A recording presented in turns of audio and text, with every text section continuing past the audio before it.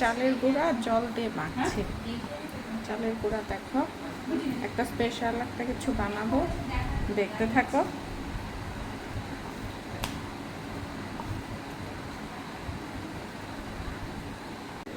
কে কে বলতে পারবে এই জিনিসটা কি, এটা কিসের পিঠা, কে কে খাও তোমরা কমেন্টে অবশ্যই জানাবে।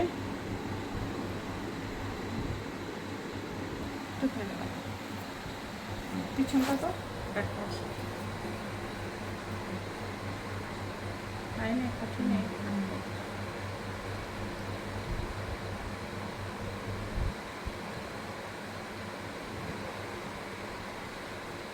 এটাকে কি পিঠা বলে তোমরা অবশ্যই জানাবে কমেন্টে।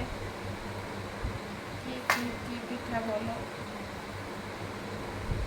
আমরা তো এটাকে চষির পিঠা বলি।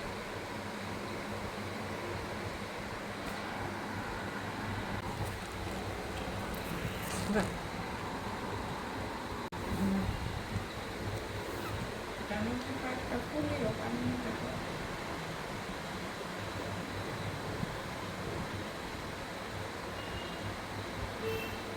কয়েকটা পুলিও দেবো, এরকম ভাবেও কয়েকটা বানিয়ে দেবো। রেডি হয়ে গেল, এগুলি এখন দুধে দেব।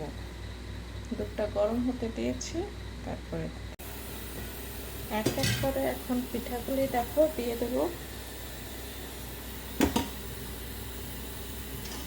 দুধটা একটু গরম হয়েছে, তো আমি গরম করে দিয়ে দিয়েছি, না হলে ঘন হয়ে গেলে আবার টেনে যাবে দুধটা। এখন আস্তে আস্তে এই চষিগুলিও দিয়ে দেবো।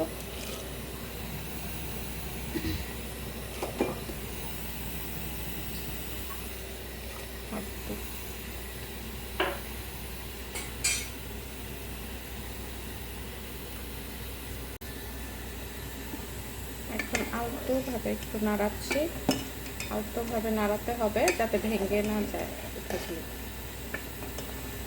আস্তে আস্তে হতে থাকবে। রেডি।